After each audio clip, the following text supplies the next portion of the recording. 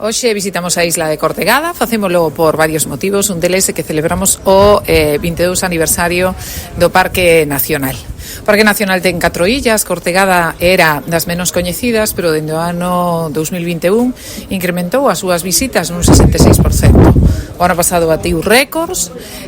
chegando ata preto de 10.000 persoas, e o que queremos é posicionar este lugar como o recomendado dende o punto de vista medioambiental, sostible,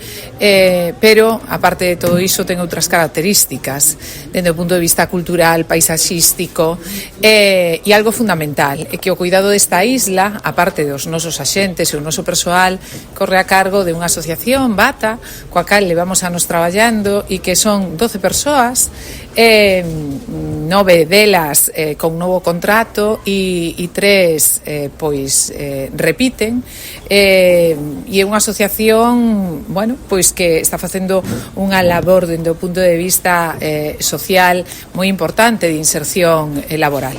Dedícanse a recollida de plásticos e a retirada de invasoras de cara a preservar a nosa biodiversidade. E hoxe, ademais, tamén estamos a piques de culminar a retirada de 800 toneladas de eucalipto que comenzamos o ano pasado e que xa se comeza tamén a restauración da zona.